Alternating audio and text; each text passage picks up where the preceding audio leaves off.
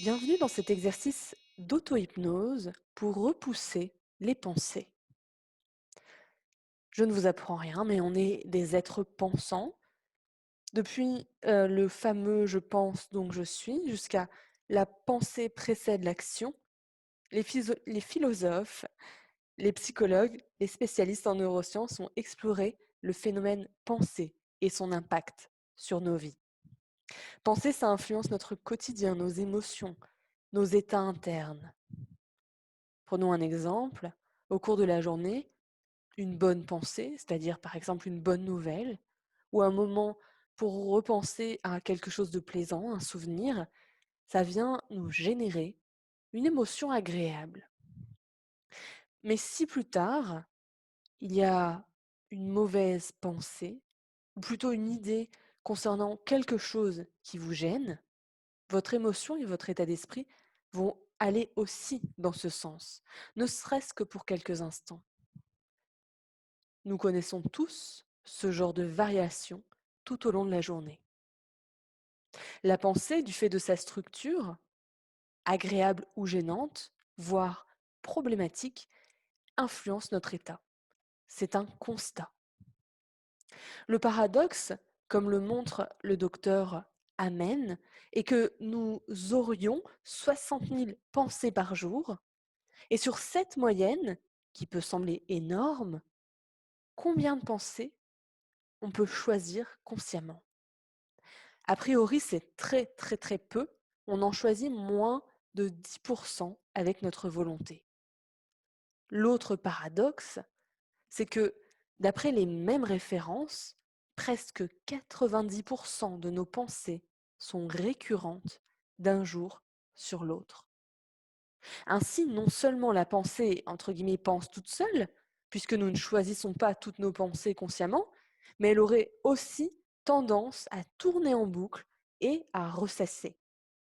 Alors on comprend bien l'importance du travail sur la pensée, que ce soit en hypnose ou en appliquant d'autres techniques, par exemple la méditation.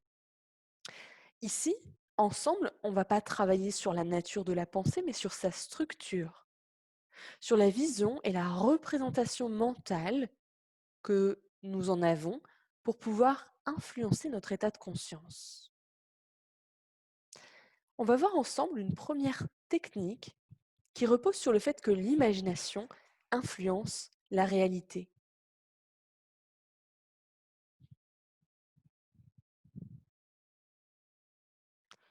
L'imagination, comme la représentation mentale, est une manière inconsciente de structurer les pensées. Un peu comme un programme qui tournerait en roue libre, qui aurait sa forme et dont la forme déterminerait la fonction.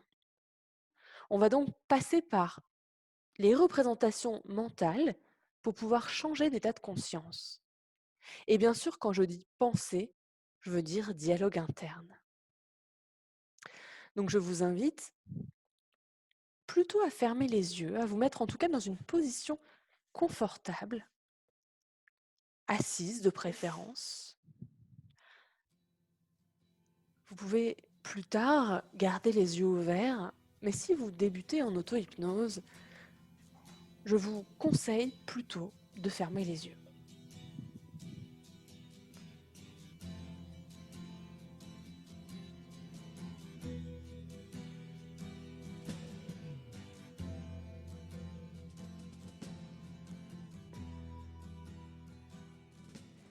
Et imaginez que vous pouvez localiser vos pensées.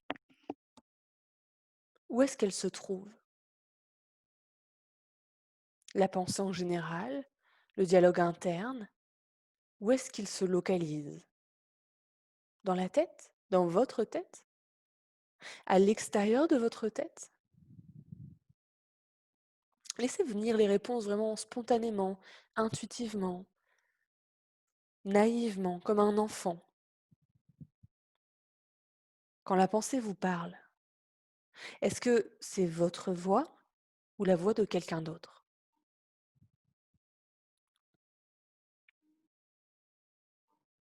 Ce dialogue interne, quel volume sonore il a? Quel rythme? Prenez un temps pour vous représenter mentalement les caractéristiques de volume et de localisation. Où est-ce qu'elles se situent? Quel rythme, quel volume sonore elles ont, les pensées.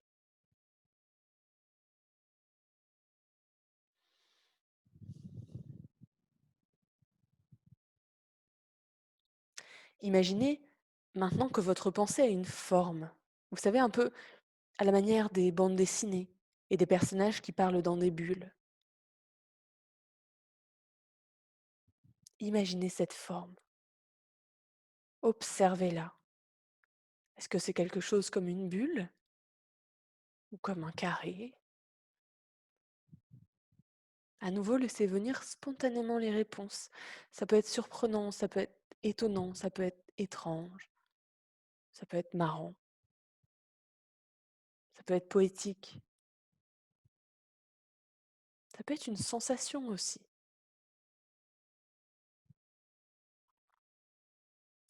Imaginez que cette forme commence progressivement à sortir de vous. Ou si c'était déjà le cas, imaginez que la forme qui représente les pensées commence à s'éloigner de vous dans votre dos. Alors au début, pas très loin de vous, peut-être quelques centimètres. Et quand vous faites ça, observez. Observez comment le corps réagit. Quelles sont les sensations qui changent?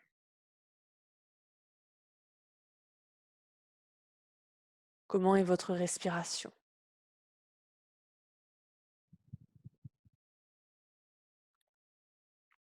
Après avoir ressenti que votre état de conscience change à la suite de ces premières étapes, continuez à éloigner mentalement les pensées, à les éloigner, à les repousser. Peut-être que vous avez envie de les pousser vers le haut, vers l'arrière, vers le bas, pourquoi pas. Jouez avec ça, avec les directions dans lesquelles vous repoussez vos pensées.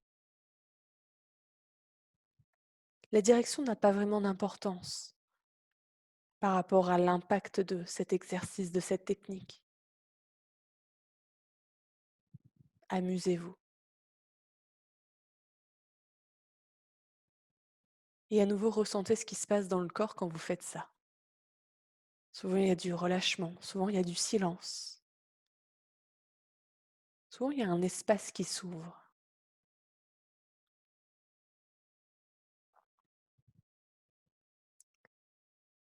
Une fois que vous avez envoyé les pensées aussi loin que vous le souhaitez, tellement loin que vous pouvez même avoir du mal à les discerner, à les entendre. Ça peut devenir comme un écho vague, lointain.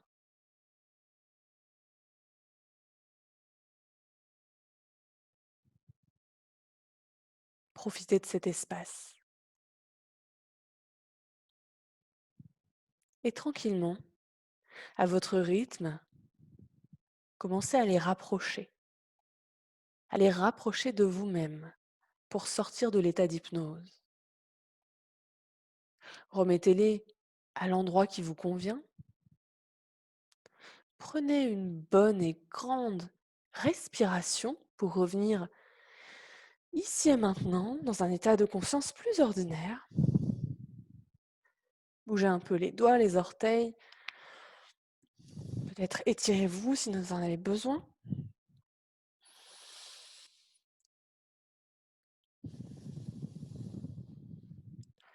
Pour vraiment bien ressentir l'efficacité de cette technique, je vous conseille d'une part, de vous l'approprier et de la pratiquer pendant au moins 10 minutes au début, pour vraiment ressentir les effets, pour vous l'accaparer, pour en faire quelque chose qui vous est propre. La pensée agit sur l'état interne. Cette technique est pour notre mental une manière métaphorique, mais pourtant réelle, de prendre de la distance. Elle pourrait être l'application pratique de l'expression, vous savez, prendre du recul. Elle a tendance à calmer, à apaiser. Avec l'expérience, avec la pratique, vous allez vraiment pouvoir faire le tri entre les pensées que vous avez envie de garder et celles qui ne vous aident pas et les mettre à distance.